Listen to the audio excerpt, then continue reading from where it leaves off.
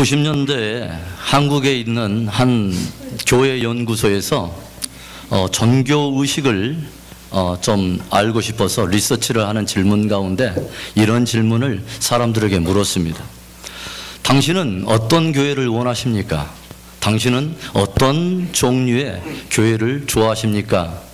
이런 질문 앞에 적지 않은 숫자의 사람들이 뜻밖에도 저희는 빨간 벽돌 교회를 좋아합니다, 이렇게 예기치 않은 대답을 듣고서 자칫 당황했던 적이 있었다고 합니다. 현대인들이 교회에 대해서 성경의 예와 얼마나 동떨어져 있는 기대를 가지고 있는가를 우리에게 보여주는 하나의 실예라고 말할 수 있습니다. 물론 예배드릴 건물이 필요 없다고 하는 말은 아닙니다. 그러나 건물은 교회의 진정한 본질은 아닌 것입니다. 바울이 오늘 옥중에서 편지를 쓰고 있는 이 당대의 상황은 저와 여러분이 잘 알고 있는 것처럼 로마의 지배 아래서, 로마의 압제 아래 식민 생활을 하고 있는 그런 상황입니다. 그런데 사도 바울은 에베소 교회가 비록 로마의 치하에 있지만은 결코 그 로마의 가치관을 함께 추종하고 로마가 따르는 그런 철학에 굴종하면서 그렇게 무릎 꿇는 교회가 아니라 정말 세상 한복판에서 담대하게 예수 그리스도의 복음을 증거하고 예수 그리스도의 빛을 드러내는 그런 영광스러운 교회가 되기를 원하는 기대 속에서 이제 자신에게 얼마 남지 않는 시간들을 가늠하며 이 말씀을 간절하게 에베소 성도들에게 전하고 있는 것입니다. 도대체 교회란 여러분 무엇일까요? 본문 마지막 23절 이렇게 기록이 되어 있습니다. 교회는 그의 몸이니 만물 안에서 만물을 충만케 하시는 자의 충만이니라. 바울은 교회를 한마디로 그의 몸이라고 정의하고 있습니다. 여기서 말하는 그가 누구일까요? 바로 예수 그리스도를 말하는 것입니다. 그래서 교회는 무엇이냐? 예수 그리스도의 몸이라고 하는 것입니다. 그래서 머리가 곧 예수 그리스도시요, 교회의 주인이 예수 그리스도시요, 그분의 다스림을 받는, 그분의 말씀의 통제 아래서 움직이고 그분을 섬기고 그분을 따르는 신앙 공동체가 교회인 것입니다. 그래서 그분이 주인이시고 그분이 머리이신 교회는 숫자에 상관없이 결코 약하지 않습니다. 그분이 다스리시고 그분이 주권을 가지고 계시는 참된 그리스도의 교회는 건물에 상관없이 결코 흔들리는 법이 없습니다. 그래서 그분이 주인이신 교회, 그분이 머리이신 교회는 음부의 권세가 해하지 못하는 진정 만물을 충만케 하시는 자의 충만이 바로 우리의 힘이고 능력인 바로 승리의 공동체인 것입니다. 강물을 거슬러 올라가는 연어처럼 교회는 복음을 가지고 세상을 거슬러 올라가는 생명력이 있어야 합니다. 세속의 교훈과 풍조에 함께 떠밀려가면서 똑같은 가치관을 가지고 똑같은 철학을 또 꿈꾸면서 함께 넓은 길을 걸으며 스스로 교회라고 생각하는 것은 그것은 부끄러운 일이 되는 것입니다. 교회는 세상을 따르는 친교 모임이 아니라 머리 대신 예수 그리스도를 따라가는 믿음의 공동체이기 때문입니다. 부활하신 예수님께서 성천하시고 성령으로 말미암아 이 땅에 존재하게 하신 유일한 신앙 공동체, 신적인 공동체가 하나 있다면 우리가 볼 때는 인간적으로 여전히 약함이 있고 여전히 넘어지고 쓰러지는 많은 문제와 모순처럼 그런 상이한 문제들이 있지만, 그러나 분명한 것은 주님께서 이 땅에 남기신 신적인 공동체로서의 유일한 것은 오직 교회 하나밖에 없는 것입니다. 우리는 사도행전을 통해서 초대교회가 얼마나 담대하게 당대 사회에 강력한 영향력을 끼쳤는지를 우리는 사도행전을 통해서 우리는 배우게 됩니다. 성령의 충만함을 받은 그들이 세상에 결코 굴복하지 않고 이 세상 속에 존재하고 있지만 세상에 속하지 않은 자들로서, 하늘에 속한 사람들로서 예수 그리스도의 복음을 증거했을 뿐만 아니라 그들의 섬김과 본을 통해서 이웃을 섬기고 세상을 섬기고 열방을 어떻게 섬겼는가 하는, 어떻게 강한 복음의 증인으로서 승리했는가를 우리는 사도행전을 통해서 여실하게 우리는 보게 되는 것입니다. 교회는 그리스도의 몸이요 만물을 충만케 하시는 자의 그분의 영광으로 인하여 끝까지 승리하는 믿음의 공동체인 것을 믿을 수 있기를 축원합니다. 우리 은혜 비전교회가 이제 창립 1주년을 맞았습니다. 아이들이 태어나서 한 돌을 맞게 되면 어떤 일을 합니까? 돌잔치를 하면서 그 앞에 이것저것 물건을 놔둡니다. 그래서 성경책을 놔두기도 하고 그 옆에다 10불짜리 지폐를 놓기도 하고 또 그 옆에는 축구공을 놓는 부모님도 있고 그리고 하모니카나 다른 악기를 놓는 분도 있고 다양한 물건들을 놓습니다.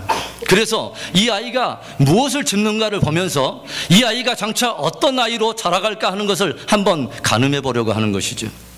제가 어제 저녁에 한국에 전화를 해서 저희 동기 목사님에게 내일이 우리 창립 1주년 감사예배라고 드렸더니 그 동기 목사님이 벌써 한 돌이 되었냐고 축하해 주면서 우리 교회 앞에 이것저것 물건을 한번 시간 되면 와서 놓고 우리 성도들이 그리고 제가 무엇을 거르는가를 한번 보겠대요.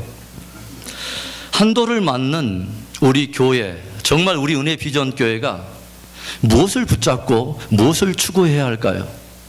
저는 오늘 교회 창립 1주년 감사예배를 드리면서 우리 교회가, 우리 은혜 비전 교회가 함께 붙잡고 함께 기도하면서 추구해야 될 세 가지 비전을 여러분과 함께 나누고 싶습니다.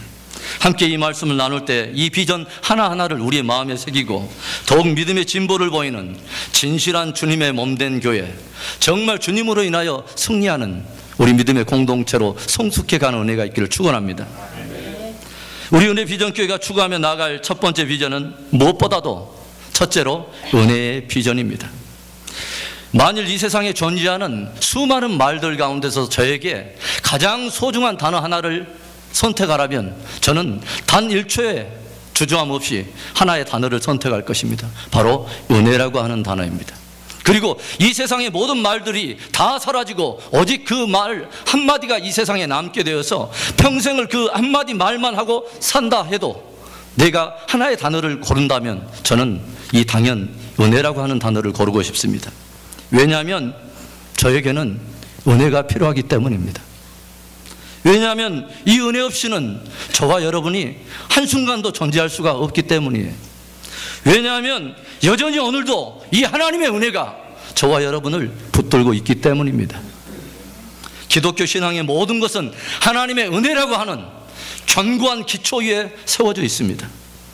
받을 수 없는 자에게 일방적으로 베풀어 주시는 것이 은혜입니다.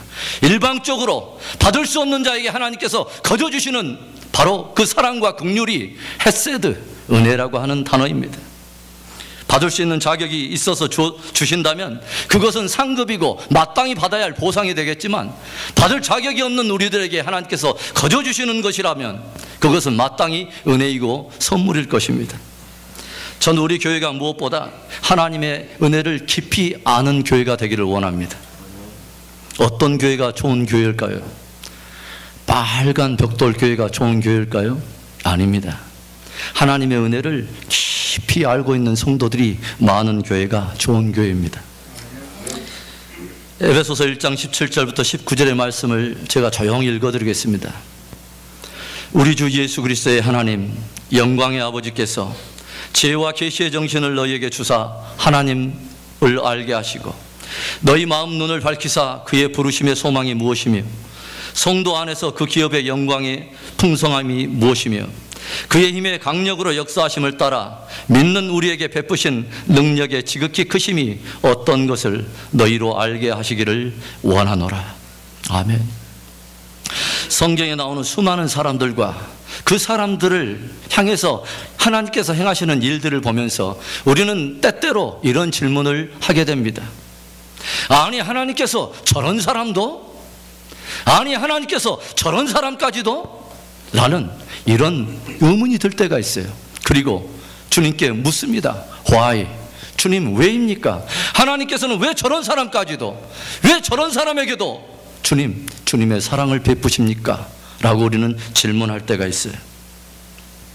자기 동족의 피를 빨아먹고 사람들로부터 매국노라고 지탄을 받고 있던 한 세리를 찾아와 그를 부르신 주님, 현장에서 가늠하다가 붙잡혀서 율법이 정한 예를 따라서 군중들이 던지는 돌심판을 받아야 마땅할 그 여인을 찾아와서 그 여인에게 구원을 선포하시는 그 주님, 아름답고 행복한 가정을 꾸미며 그 출발했던 그 결혼은 어느덧 남편 5과 결별하면서 산산조각 그 소중한 가정에 대한 꿈은 깨져버리고 마음속에 이그러진 그 자아상과 그 수치와 그 상한 마음을, 그 부끄러움을 가지고 사람의 시선들을 피하여 중동 땅 그 뙤약볕 아래에서 터벅터벅 물을 길러오는 사마리아의 한 여인을 주목하시고 그를 기다리시는 그 주님, 사람을 죽이고 흉악한 죄를 지었기 때문에 십자가라는 가장 고통스러운 형벌을 받아 죽어가는 한 강도 옆에서 똑같이 죄 없으신 그분이 십자가 형틀을 메고서 바로 옆에 사람을 죽인 그 강도에게 마지막 구원의 길을 전해주시는 그 주님, 그 허물 많고 죄투성인 그들, 그리고 부도덕하고 양심까지 팔아먹어서 악을 행한 마땅히 징계받아야 될 바로 그들을 향해서 하나님께서 행하시는 일들을 보면서 우리는 왜 주님은 세리의 친구가 되고 창기의 친구인가를 우리는 생각하면서 그분이 가지고 있는 성품에 대해서 의구심을 갖게 되고 모순처럼 보이는 그분을 우리는 의심할 때가 있습니다. 그런데 삶의 어느 순간 성경 속에서 그 비난받고 정죄받고 또 조지받아 마땅할 그 부도덕하고 파렴치한 그 사람들이 그 사람이 아니라 바로 나인 것을 알게 되고 그들 모습 안에 훨씬 그들보다도 파렴치하고 양심을 팔아먹고 오늘도 외적으로 유한 모습을 보이지만 우리 안에 쓰디쓴 쓴뿌리로 인격적으로 성숙하지 못한 옛사람의 쓴뿌리로 더 훨씬 부도덕한 삶을 은밀하게 살아가고 있는 바로 내가 바로 주님께 정죄받고 판단받아야 될 그런 사람인 것을 깨달을 때 그것은 하나님의 모순이 아니라 나 같은 죄인을 사랑하신 오직 하나님의 은혜였음을 우리는 고백할 수밖에 없는 것이죠. 펑펑 울면서 우리가 고백할 수밖에 없는 단 한마디의 말은 오직 죄인을 사랑하신 하나님의 은혜라고 하는 것이죠. 하나님이 세상을 이처럼 사랑하사 독생자를 내어주셔서 저를 믿는 자마다 영생을 얻게 해주시는 값없이 베푸시는 그 사랑, 바울의 서신들에서 가장 많이 등장하는 표현이 여러분 무슨 단어인지 아십니까? 그리스도 예수 안에서라는 단어입니다. In Christ 또는 In Jesus, 예수 안에서 또는 그리스도 안에서라는 단어가 사도 바울의 서신 중에 가장 많이 등장하는 표현입니다. 바로 예수 그리스도 안에서라고 하는 이 단어 안에 바로 그것이 바울이 태어난 영적 출생의 장소가 되고 바울이 오늘 그곳에서 여전히 자기의 삶을 살아가는 자기의 삶의 주소가 되고 바로 그리스도 예수 안에서라고 하는 바로 그 단어가 사도 바울의 능력의 출처가 되고 사도 바울이 마지막 숨을 거두는 날 그분의 품에 안기기를 원하는 바로 그 소망의 자리가 그리스도 예수 안에서라고 하는 그런 자리입니다.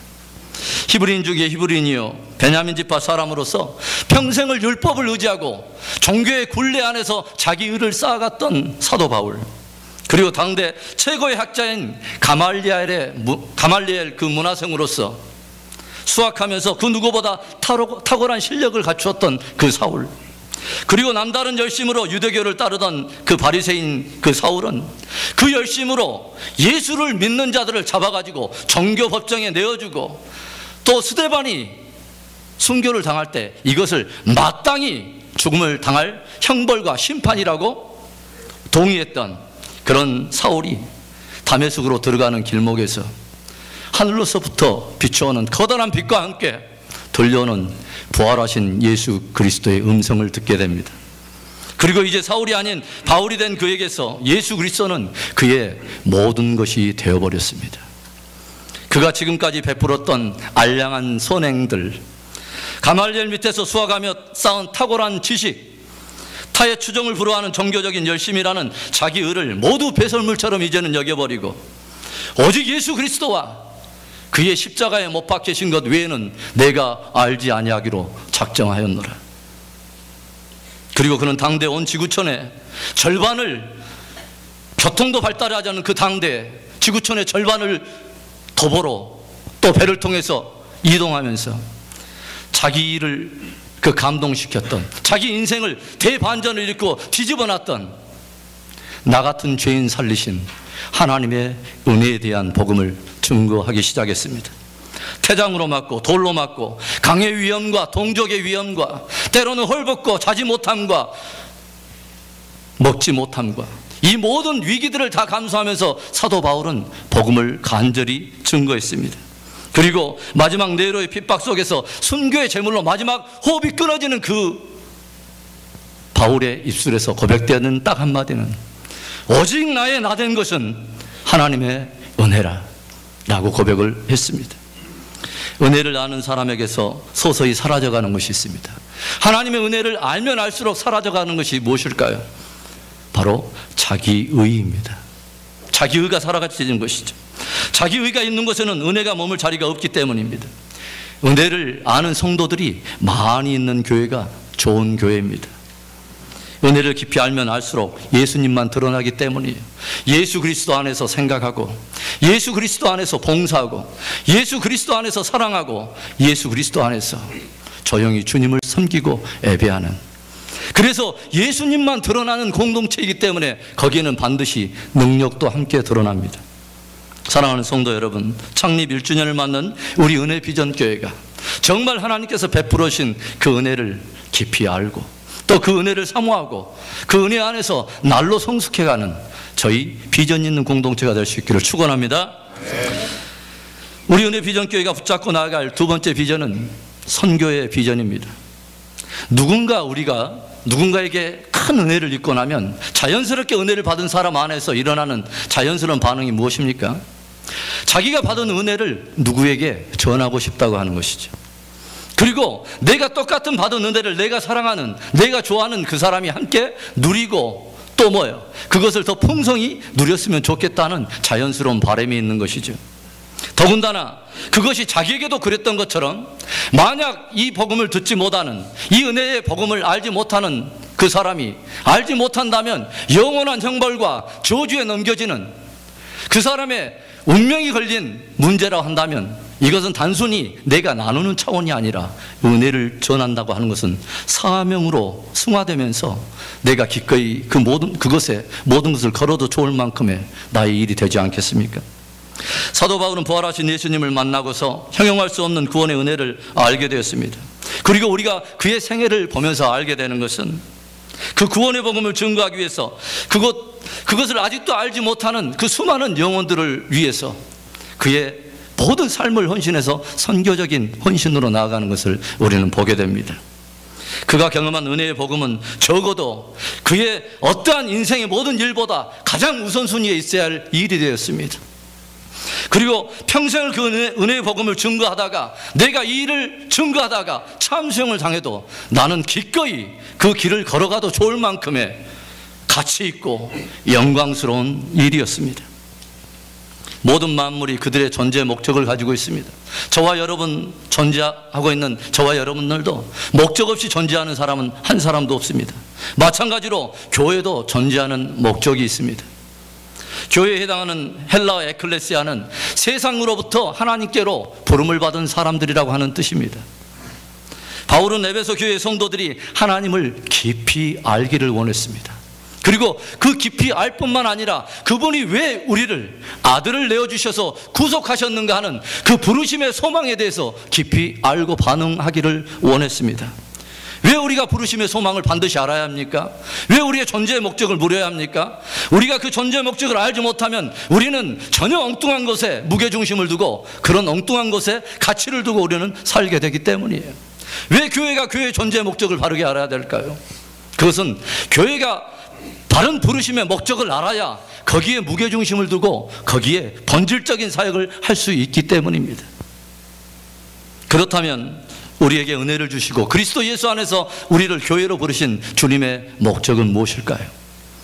물론 교회는요, 잔치집처럼 기쁨이 넘치고 또 찬양이 넘치고 주님을 만나는 뜨거운 감격의 교제가 있고 성도 간에 풍성한 나눔이 있어야 합니다. 그런가 하면 교회는 병원처럼 영육 간의 아픔과 상한 영을 치료받는 그런 치유와 회복의 그러한 병원과 같은 역할도 있어야 할 것이에요. 그리고 훈련소처럼 양육을 통해서 군사들을 길러내고 열방과 민족에 모두 묶여있는 모든 결박을 다 끊어내는 중보기도 영적 전쟁을 치러가는 그러한 사람들을 배출해야 할 것입니다. 그런가 하면 목욕탕처럼 죄 씻음과 회개를 통한 성결의 뜨거운 은혜도 다 체험해야 할 것입니다. 그런데 주님께서 교회의 가장 우선되는 본질이 무엇이라고 하는 그것이 바로 교회의 진짜의 본질적인 목적입니다. 왜냐하면 저와 여러분의 기호를 따라서, 취미를 따라서 우리는 모인 사람들이 아니라 적어도 우리를 위해서 아들을 내어주신 바로 그분이 특별한 목적을 가지고 우리를 불렀기 때문에 그 목적에 대해서 우리는 반응을 해야 되는 것이죠. 교회의 존재 목적은 선교에 있습니다. 교회 존재 자체가 목적일 수는 없는 것이죠. 그래서 예수님께서 이 땅 가운데서 승천하시면서 온 교회들과 제자들에게 유일하게 유언처럼 남기신 명령 하나가 우리가 잘 알고 있는 사도행전 1장 8절의 말씀이죠. 오직 성령이 너희에게 임하시면 너희가 권능을 받고 예루살렘과 온 유대와 사마리아와 땅끝까지 이르러 내 증인이 되리라 하시니라. 교회는 교회 자체를 위해서 존재하는 것이 아닙니다. 교회는 하나님이 바라보고 있는, 우리를 바라보시면서 기꺼이 아들을 내어주셨던 그 하나님께서 동일하게 바라보시는 열방의 잃어버린 영혼들을 향해서 교회는 존재하고 있는 것입니다.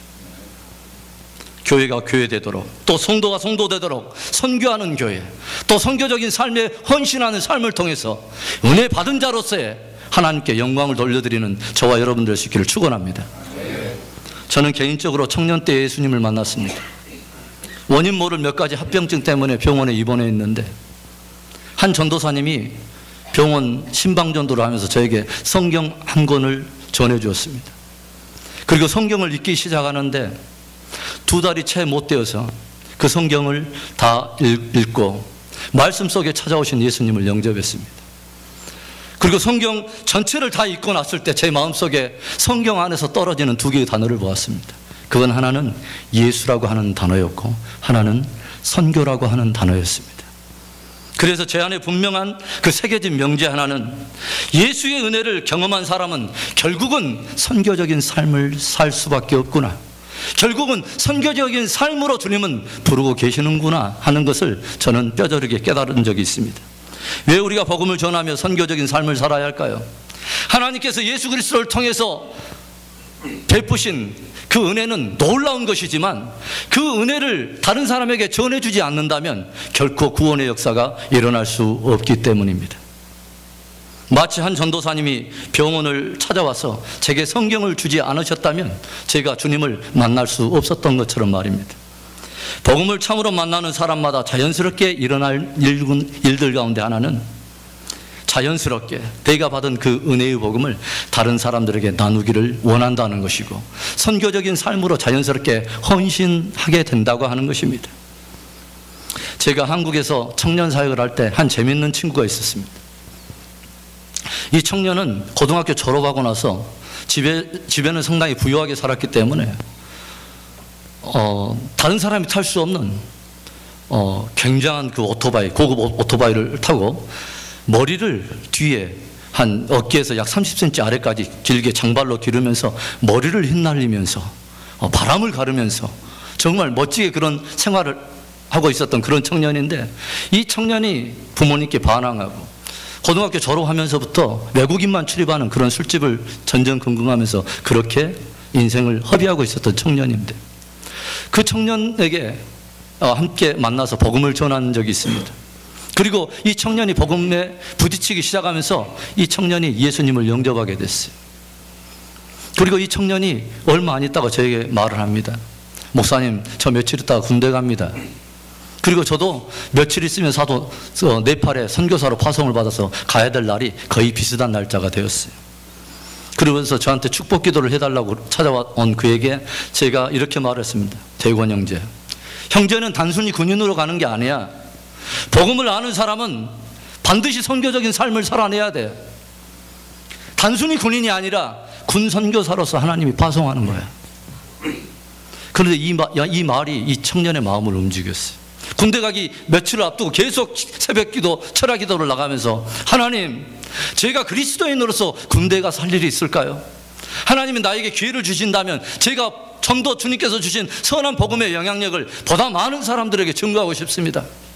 그래서 하나님께서 이 형제를 어디에다 배치를 해줬냐면 6주 훈련이 끝나면 계속 새로운 사람들이 들어오는 바로 훈련소 조교로 하나님께서 배치를 해주셨어요. 그리고 저는 그 형제와 함께 헤어져서 네팔에 선교사로 사역을 하고 있는데 2달마다 한 번씩 저에게 편지 한 통이 도착을 하는 것입니다. 목사님, 이번 기수 훈련병은 총 200명이 들어왔습니다. 처음에 입소할 때는 기독교인이 40%였는데 퇴소할 때는 85%가 되었습니다. 목사님, 이번 기수 훈련병은 총 150명입니다. 들어올 때 입소할 때는 35%의 기독교인이 있었는데 92%의 기독교인으로 변화되어서 저들이 퇴소했습니다. 그리고 한 번은 한 장의 사진을 덧붙였어요. 목사님, 이번 훈련병 가운데 세례를 받게 된 형제들 가운데 한 사람입니다.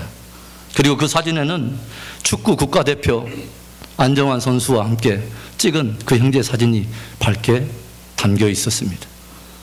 은혜 받은 그리스도인의 본업은요, 선교사입니다. 단순히 군인이 아니라 군 선교사예요. 그냥 사업가가 아니라 비즈니스를 통해서 예수 그리스도를 담아내는 비즈니스 선교사인 거예요. 단순히 요리하는 주부가 아니라 가정의 선교사요, 아파트로 파송받은 선교사예요. 그냥 교사가 아니죠. 교육 선교사이죠. 은혜 받은 성도들이 자기의 정체성을, 내가 그리스도의 참 은혜를 받은 선교사로서의 자기 정체성을 가지고 내 삶의 헌신적인 삶의 영역에서 선교사적인 삶을 살아간다면 우리가 사는 이 세상은 어떤 일들이 벌어질 수 있을까요? 청년 여제자 중에 하나가 어제 저녁에 함께 통화를 했어요. 그 자매는 전주에서 장사를 하고 있는, 옷가게를 하고 있는 자매인데 일주일이 멀다 하고 동대문 시장을 왔다 갔다 하고 빈번하게 왔다 갔다 하면서 물건을 떼서 파는 작은 옷가게를 운영하는 자매입니다. 그런데 이 자매가 저에게 이렇게 간증하면서 고백하는 거예요. 목사님, 제가 몸은 지치고요, 건강은 그렇게 좋지 않지만 저에게는 기쁨이 있어요. 제가 이렇게 벌어들인 작은 수입의 한 일부를 또 그리고 제가 이렇게 뛰면서 선교사님들을 제가 섬길 수 있고 탈북자들을 섬길 수 있다는 게 너무 감사해요. 한 사람의 탈북자가 압록강을 건너와서 공안들에게 잡히지 않고 선교사에게 연결되어서 사람다운 대접을 받고 비자 보호를 받고 중국에 정착하는데 한 사람이 300만 원이던데. 그런데 목사님, 제가 1년에 3명을 제가 섬기고 있습니다. 더 많이 섬길 수 있도록, 제 지경터가 넓어져서 더 많은 사람을 섬길 수 있도록 목사님 기도해 주세요. 그리고 1월 달에는 제가 태국 선교를 다녀왔는데 올해 7월에는 젊은이들 데리고 함께 캄보디아 선교를 다녀오려고 그래요. 즐거워하는 비명과 같은 그 자매의 간증을 듣고 마음이 훈훈해지더라고요. 사랑하는 성도 여러분, 저와 여러분이 그리스도 예수 안에서 생명을 얻은 참된 그 은혜를 받은 성도들이고 참된 그 은혜를 입은 교회라면 마땅히 복음의 빚을 진 자로서 선교적인 삶으로 주님께 영광을 돌리게 되는 저와 여러분들 될 수 있기를 축원합니다. 창립 1주년을 맞는 우리 은혜 비전교회도 선교하는 공동체로, 선교하는 교회로 성숙해가고 이웃을 품고 세상을 품고 민족과 나라와 열방을 품는 정말 멋진 선교적인 공동체가 될 수 있기를 주의 이름으로 축원합니다. 우리 은혜 비전교회가 품고 나갈 마지막 비전 하나는 영광의 비전입니다. 성경은 우리 모든 성도들이 마지막 최후에 맡게 될 하나의 놀라운 영광의 비전을 보여줍니다. 그것은 주님의 다시 오심과 또 온 성도들의 부활, 그리고 저와 여러분들이 마지막으로 누리게 될 영원한 천국에 관한 복음과 비전입니다. 우리가 이 땅을 살면서도 잊지 말아야 될, 결코 놓치지 않아야 될 사실 하나는 저와 여러분들에게는 돌아갈 본향이 있다고 하는 거예요. 그래서 우리 모든 성경의 믿음의 사람들은 이 땅에서 자기들이 객인지를 알고 이방인으로서의 정체성을 가져야 할 것을 알았습니다. 자기들이 진정으로 돌아갈 곳이 따로 있었기 때문에 이 과정이지만 영혼과 함께 잇대어 있다는 것을 알고 이 땅에서의 삶은 나그네요, 객으로서 하나님이 주신 소명의 삶을 이루다가 영혼으로 들어간다고 하는 것을 철저하게 자기들 안에 새기고 나그네로서 또 객으로 그렇게 살아갔던 것을 봅니다. 요한계시록 21장 1절과 2절이 무엇을 말합니까? 또 내가 새 하늘과 새 땅을 보니 처음 하늘과 처음 땅이 없어져 바다도 다시 있지 아니하더라. 또 내가 봄에 거룩한 성 새 예루살렘이 하나님께로부터 하늘에서 내려오니 그 예비한 것이 신부가 남편을 위하여 단장한 것 같더라.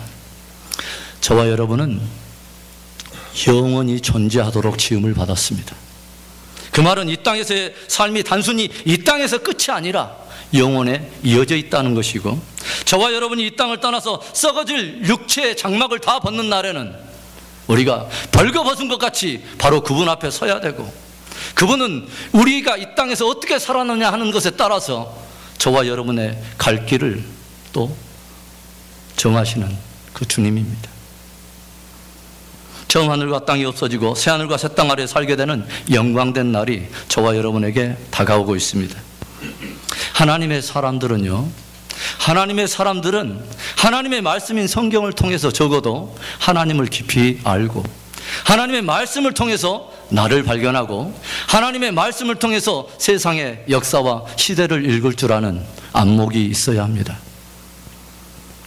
북한 땅을 드나들면서 사역하는 한 선교사님이 지하교회와 은밀하게 연결되면서 한 성도와 함께 만나게 되는데, 이 성도가 대뜸 입을 열어서 첫마디 던지는 질문이 이 선교사님을 매우 당황하게 하는 질문이었습니다. 선교사님, 이스라엘이 회복되고 있습니까? 왜 7년 환란이 이렇게 길어요? 이런 말을 묻더랍니다. 이스라엘이 회복되고 있습니까? 왜 7년 환란은 이렇게 깁니까? 라고 묻더랍니다. 모든 외부와 차단된 바로 그곳에서는 지금 그들이 당하고 있는 그 핍박과 고난을 그들은 뭘로 이해하고 있냐면 7년 환란으로 이해하고 있더라는 것이죠. 그리고 마지막 시대의 징조의 키를 가지고 있는, 성경이 말하고 있는 마지막 시대의 징조의 키를 가지고 있는, 지구촌의 역사의 시계 역할을 하고 있는 이스라엘 회복을 묻더라는 것입니다.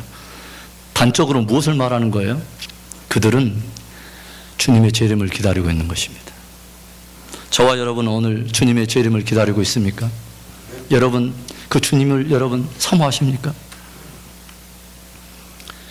주님은 교회를 그리스도의 신부라고 말해요. 그런데 주님의 다시 오심 앞에 신부는 과연 그 신랑을 간절히 기다리고 있느냐 하는 거예요. 어떻게 된 신부가 주님 오신다는데 도망 다녀요. 지금은 아닙니다 하고 오히려 나중에 오시라고 미룹니다.